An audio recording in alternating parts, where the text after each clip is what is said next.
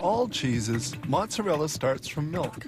To assure good milk quality, the interior and exterior of tank trucks transporting milk must be washed after being emptied.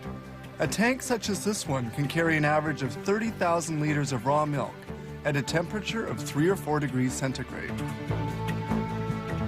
Raw milk destined for cheese making contains 3.8% fats and 3.3% proteins.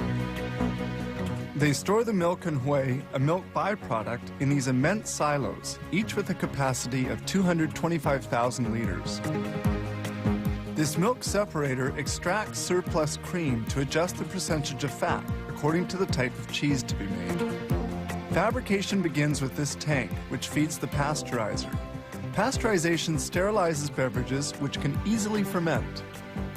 Milk samples are drawn off to precisely determine their milk fat and protein content. Tests are carried out in this laboratory where they impose controls. These test tubes contain milk samples which will undergo microbiological analysis. Milk quality must be impeccable.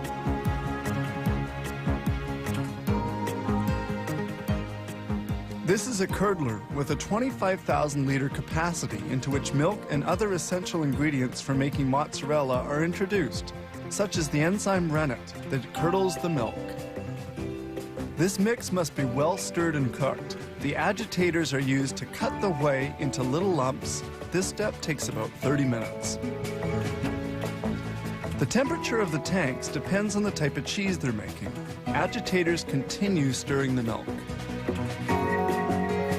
Once cooking is done, the whey is pumped onto tables to be drained. It stays there for about 25 minutes.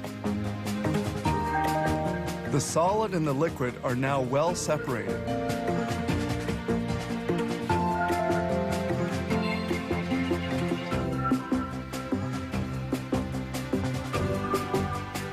The liquid we see draining is called lactose serum. The lactose serum will be concentrated and transformed into milk byproducts.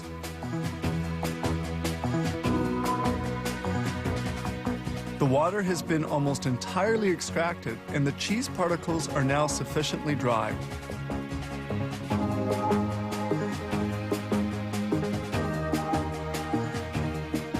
This large automated blade then moves cheese particles towards the next step.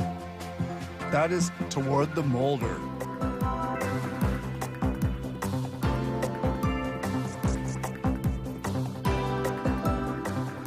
In the molder, the cheese is cut up before being carried to the cooker, the final processing step. It appears that this mozzarella has just the right texture.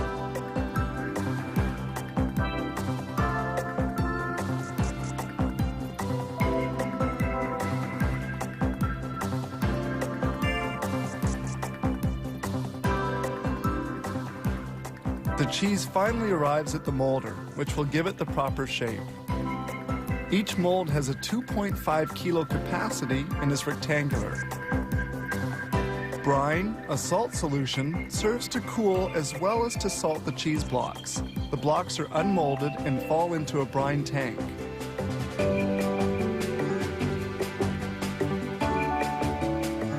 Following on, the cheese blocks will remain in another brine solution for a while.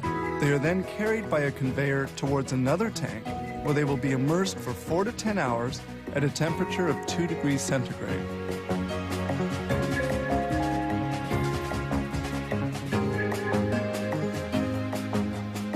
Sprays of brine remove the foam which forms at the surface of the tank. The 30,000 liters of milk that we saw coming in by truck at the beginning have enabled them to produce some 1,400 blocks of cheese in only 8 to 12 hours. The cheese blocks are finally vacuum packed, ready for shipment.